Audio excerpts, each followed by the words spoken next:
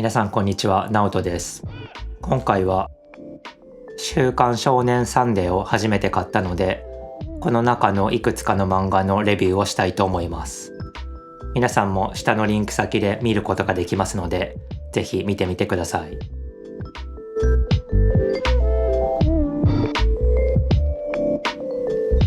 一つ目は今週号の表紙にもなっているとにかく可愛いです。まず小回りに驚かされました。上から下まで4コマで構成されているページがとても多くて、まるでアニメを見ているような感覚でした。スマホで読んでも読みやすいようにしているのかなとも思いました。最近アニメが始まったみたいなので、ラブコメ好きの方はチェックしてみてください。次は竜とイチゴです。これは小説家の漫画響を書いた柳本光晴さんの漫画で、将棋漫画です。天才タイプの女子中学生が主人公なので、響と似ている部分もあるなと思いました。小説家の漫画と違って人と対決して勝ち進んでいく世界を描いているので、響とは違った興奮を味わえると思います。ですが、力が関係ない世界で女性が活躍する様子を描いているのは響と同じなので、そこからはある種のメッセージ性が感じられますし、今後そこで起きる不条理にどのように立ち向かっていくのかを読んでみたくなりました。次は舞妓さんちのまかないさんです。京都の舞妓さんたちのためにまかないを作っている女の子が主人公です。今週のエピソードでは醤油飴が出てきて、僕も子供の頃におばあちゃん家でよく食べていたので、めちゃめちゃ懐かしいと思いました。そしてキャラクターたちが使う京都弁はとても可愛くて上品なので、読んでいるだけでちょっとドキドキしちゃいました。次は夜更かしの歌です。これは吸血鬼の女の子と不登校中の中学2年生の男の子の話です。まず小回りやアングルがとても映画っぽくて、僕好みの漫画だなと思いました。特に電車内のシーンの最後のコマは、2人で逃避行をしているような雰囲気をうまく演出していると思いましたし、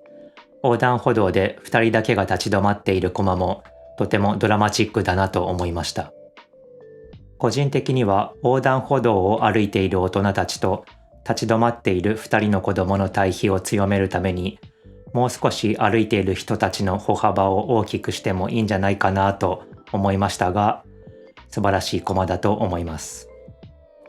漠然と東京に憧れることの是非も2人の会話に出てきて、日本人にとってはとてもリアルな会話だなと思いました。もしかしたら東京グールや今人気のチェーンソーマンと双璧をなす漫画になるかもしれないなと思いました。最後はポンコツちゃん検証中です。ラブコメギャグ漫画みたいなジャンルなんですが、設定が秀逸で、突然神様から日替わりで超能力を与えられるようになったポンコツの女の子夢咲さんが主人公で、7ヶ月後に地球にやってくる隕石の衝突を阻止するために、しっかり者の水戸くんと毎日超能力を検証するという設定です。やっぱりギャグ漫画を作る人は発想力が違うなと思いました。少年サンデー全体の印象なんですが、紹介した漫画の他に野球漫画、サッカー漫画、バスケ漫画もあり、すごいスポーツ漫画が充実しているなと思いました。あと防衛大学や長崎大学水産学部など専門的な大学の漫画もあり、いろいろな分野のいろいろな知識を学べる漫画雑誌だなと思いました。もちろんファンタジー漫画もたくさんあるので、幅広いジャンルの漫画を読めると思います。そして今回もアンケートを書きました。面白かった作品は、夜更かしの歌、ポンコツちゃん検証中、竜とイチゴ、舞妓さんちのまかないさん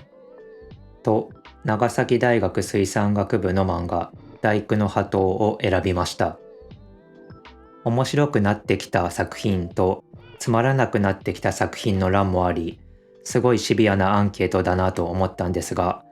前の号を読んでいないので空欄にしました。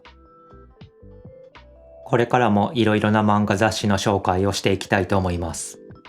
この動画のスクリプトとその中で使われた難しい日本語の英訳も下のリンク先で見ることができますので、ぜひ見てみてください。ではまた次回お会いしましょう。じゃあねー。